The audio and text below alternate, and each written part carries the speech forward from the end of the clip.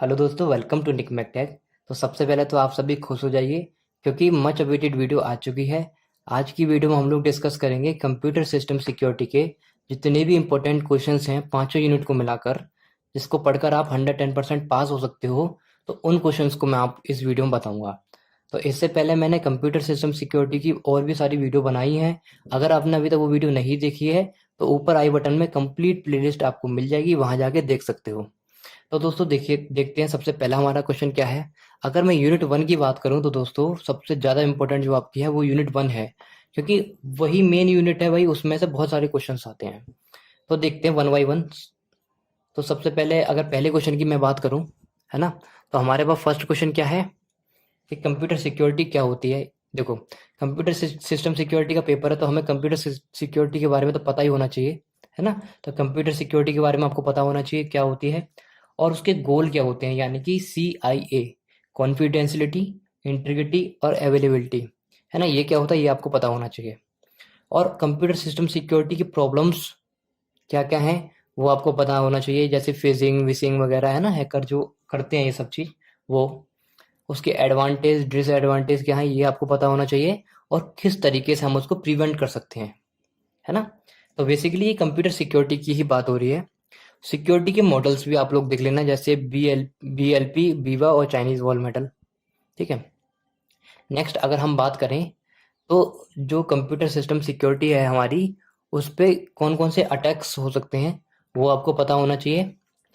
फिर हाईजैकिंग के बारे में कि किस तरीके से जो अटैक हो जाते हैं, तो हैकर होते हैं वो हाईजैक करते हैं हमारे कंट्रोल को, ठीक है, हमारे सिस्टम को, वो भी आपको पता होना चाहिए।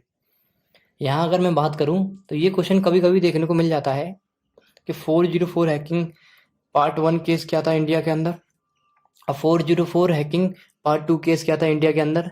ये भी आप लोग पढ़ के जरूर जाना, ठीक है। नेक्स्ट अगर हम क्वेश्चंस की बात करें दोस्तों, तो यहाँ पर हमारा जो क्वेश्चन बनता है DAC और MAC, ये क्या होते हैं, है ना। और ये जैसे देखो, ये क्या है, मैंडेटरी एक्सेस कंट्रोल, है ना, डायरेक्टरी एक्सेस कंट्रोल, और इसके डिफरेंसेस क्या होते हैं ये आपको पता होना चाहिए। अगर मैं बात करूं तो यूनिक्स लिनक्स सिस्टम और विंडोज सिस्टम क्या होते हैं ये आपको पता होना चाहिए। यहाँ पर देखो VM आइसोलेशन, ये भी एक इम्पोर्टेंट क्वेश्चन है।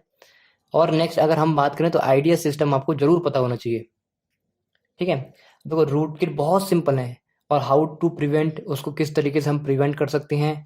एक्सेस कंट्रोल लिस्ट क्या होती है, सिक्योरिटी हार्ड क्या होता है, ठीक है। कॉन्सेप्ट ऑफ एक्सेस कंट्रोल, ये तो बहुत ज़्यादा इंपॉर्टेंट दोस्तों, ये तो आना ही आना चाहिए आपको। साथ में ब्राउजर आइसोलेशन भी आप लोग कर लोगे तो मज़ा आ जाएगा। अगर देखो और ज़्यादा इंपॉर्टेंट की बात करूँ तो मैं, तो यहाँ पर क्रिप्टोग्राफी बहुत इंपॉर्टेंट है। यहाँ से आपको कम से कम 20 नंबर देखने को मिलेंगे क्रिप्टोग्राफी के ऊपर, कि क्रिप्टोग्राफी क्या होती है, उसके टाइप्स क्या होते हैं, जैसे सिमेट्रिक और असिमेट्रिक क्रिप्टोग्राफी क्या होती है। कभी कभी सिमेट्रिक ना पूछ के डायरेक्ट पूछ लिया जाता है आपको सीक्रेट की और प्राइवेट की, यानी कि सिमेट्रिक को ही हम सीक्रेट की भी बोलते हैं और इसको हम प्राइवेट की भी बोलते हैं। और क्वेश्चन में कभी कभी इसको सिंगल की भी बोल देते हैं और इसको डबल की बोलते हैं, असिमेट्रिक को, ठीक है। और असिमेट्रिक को हम पब्लिक की भी बोल सकते हैं।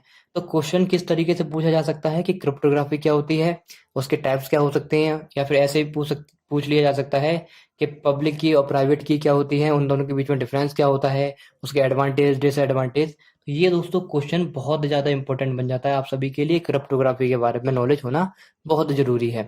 तो अब अगर आपको क्रिप्टोग्राफी समझना है अच्छी तरीके से इस क्वेश्चन को, तो मैंने video number I think 10 number की वीडियो है, उसमें आपको मिल जाएगी ये, ठीक है। नेक्स्ट अगर हम बात करें RSA एल्गोरिथम क्या होते हैं, और वल्नरेबिलिटीज देखो आपको पता होना चाहिए, क्योंकि वल्नरेबिलिटीज की वजह से ही जो हमारे अटैकर्स होते हैं वो हमारे सिस्टम को हैक करते हैं, है ना। और हमारे जितने भी हमारी पर्सनल इंफॉर्मेशंस होती हैं उसको क्या करते हैं, एक्सेस करते हैं। तो ये वही चीज होती है वल्नरेबिलिटीज, तो ये आपको पता होना चाहिए। साथ में अगर मैं बात करूं तो DES एल्गोरिथम ये भी आपको पता होना चाहिए, डबल और ट्रिपल DES भी पता होना चाहिए, क्योंकि ये प्रीवियस ईयर में पूछा भी जा चुका है। नेक्स्ट अगर हम बात करें तो DNS एल्गोरिथम, ये आपको पता होना चाहिए, ठीक है। तो ये कुछ एल्गोरिथम है, तीन ही है, मैंने तीन ही बताए हैं आपको, और तीनों में से एक क्वेश्चन जरूर आपको मिलेगा देखने को 10 नंबर में। वनरेबिलिटीज तो आनी ही आनी है। नेक्स्ट अगर हम बात करें दोस्तों, तो आईपी सिक्योरिटी क्या होती है ना? आपने देखा होगा जब हम नेट वगैरह कनेक्ट करते हैं तो आईपी का बहुत खेल होता है उसमें। ईमेल सिक्योरिटी क्या होती है? बहुत सिंपल है ये तो। और देखो यहाँ पर कुछ टर्म है, जैसे आपको ऑथेंटिकेशन क्या होता है, जब आप फिंगरप्रिंट लगाते हो वो चीज़ है ना। नॉन रिपीटेशन, कोई डिनाई नहीं कर जाए कि आपने कोई भी बात बोली वो। डिजिटल सिग्नेचर के दोस्तों क्या होते हैं, ये आपको पता होना चाहिए। वैसे अगर हम बात करें तो डिजिटल सिग्नेचर का ही पार्ट है नॉन रेपुटेशन, ये आपको पता होना ही होना चाहिए। नेक्स्ट अगर हम बात करें तो इसमें टीसीपी और आईपी मॉडल, ये आपको पता होना चाहिए। और अगर अगर टाइम मिल जाए इन सब करने के बाद, अगर आपका और मन पढ़ने को मन करे तो राउटिंग प्रोटोकॉल भी पढ़ लेना कि किस तरीके से राउटिंग होती है। जो हमारे रूटर वगैरह लगते हैं ना नेटवर्क की, तो वो किस तरीके से राउटिंग प्रोटोकॉल काम करते हैं वो देख लेना। तो दोस्तों इसी तरीके से हमारे कंप्यूटर सिस्टम सिक्योरिटी के जितने भी इंपॉर्टेंट क्वेश्चंस थे वो कवर होते हैं। तो अगर आपको ये वीडियो पसंद आई हो, है ना, हेल्पफुल लगी हो, तो इस वीडियो को लाइक शेयर और सब्सक्राइब भी करो।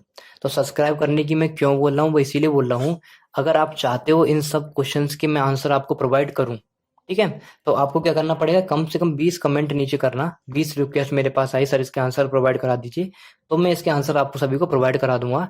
तो उसके लिए मुझे लाइव आना पड़ेगा, तो लाइव आकर मैं इन आंसर को आपको बताऊंगा।